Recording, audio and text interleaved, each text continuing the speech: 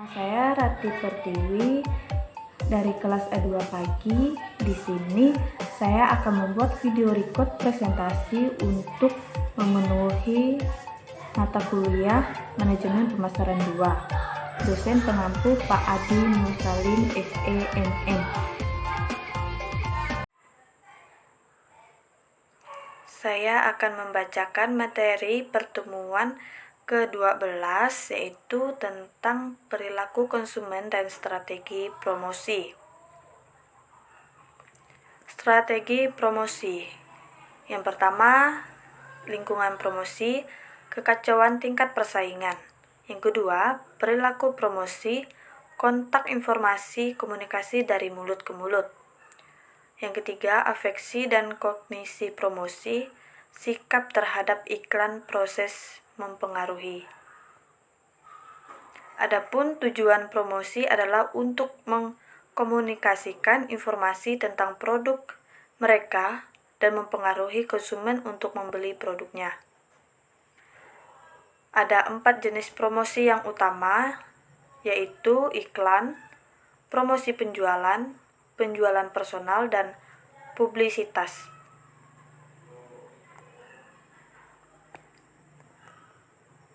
Iklan adalah penyajian informasi non-personal tentang suatu produk, merek, perusahaan, atau toko yang dilakukan dengan bayaran tertentu.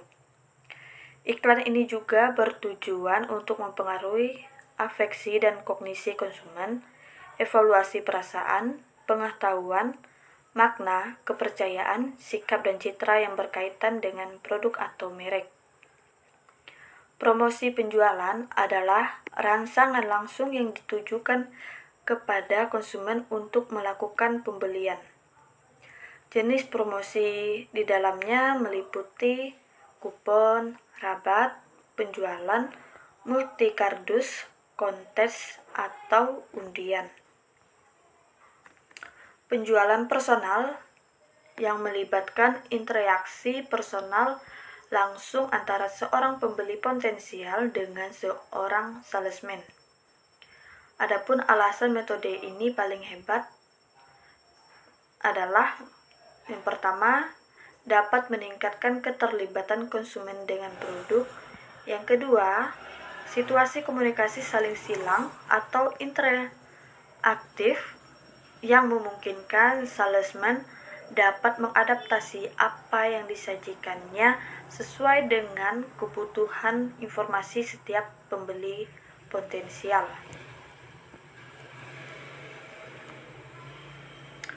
Publisitas adalah bentuk komunikasi tentang perusahaan, produk, atau merek si pemasar yang tidak membutuhkan pembayaran. Ada juga dampak publisitas bisa negatif dan positif. Kadangkala publisitas dianggap lebih efektif dari iklan, karena di sini konsumen dapat dikatakan telah siap menerima pesan yang disampaikan. Bauran promosi. Idealnya, manajer pemasaran dapat mengembangkan suatu strategi pemasaran yang koheren, yang mengintegrasikan keempat jenis promosi menjadi satu bauran pemasaran yang lebih efektif.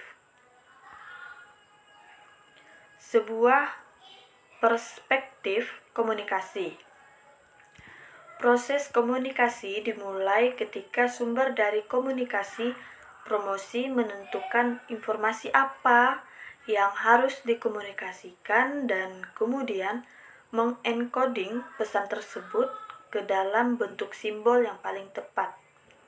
Kemudian kesannya tersebut ditransmisikan ke sebuah penerima melalui berbagai media.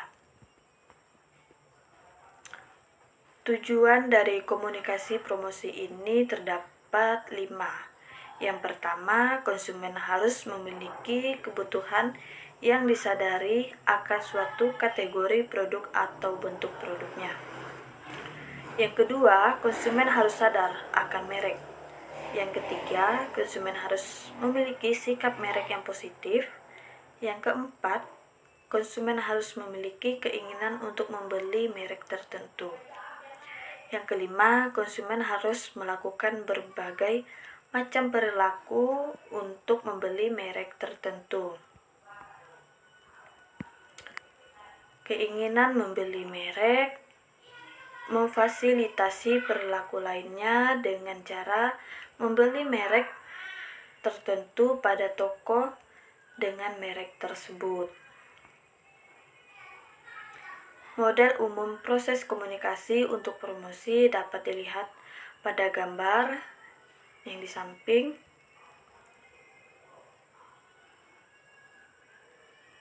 Umpan balik, sumber, pesan, transmisi, penerima, dan selanjutnya tindakan. Agen dan perangsang yang relevan yaitu yang pertama, produsen, manajer promosi, agen periklanan, salesman, juru bicara.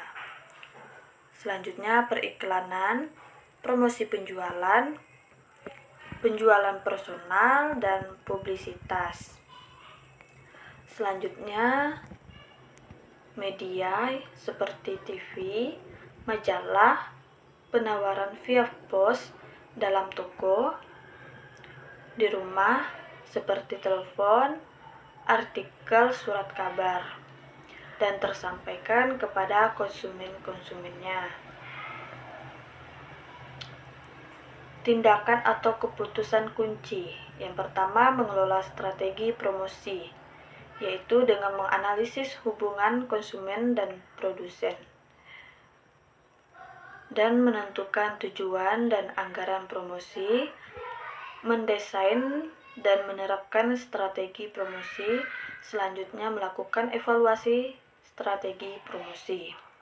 Yang kedua, pengenkodingan komunikasi promosi, yaitu dengan mendesainkan promosi untuk mengkomunikasikan makna yang tepat. Yang ketiga, mentransmisi komunikasi promosi dengan memilih media atau metode distribusi untuk mengekspos pesan promosi kepada pendengar yang tepat. Selanjutnya, mendecoding komunikasi pemasaran dengan cara masuk ke dalam pesan, menerjemahkan promosi, dan mengintegrasikan makna untuk membentuk tindakan dan keinginan berperilaku. Selanjutnya, mengambil tindakan dengan membeli produk, mengunjungi toko, dan komunikasi dari mulut ke mulut. Selanjutnya, merangsang kebutuhan kategori. Ini merupakan konsumen menyadari adanya kebutuhan atas sebuah kategori produk atau bentuk produk. Selanjutnya, kesadaran merek. Ini merupakan saat kebutuhan muncul merek akan diaktifkan dari ingatan dan menjadi pertimbangan. Dan selanjutnya, sikap merek. Artinya konsumen ini harus memiliki sikap tertentu terhadap merek. Sekian video presentasi dari saya. Saya ucapkan terima kasih.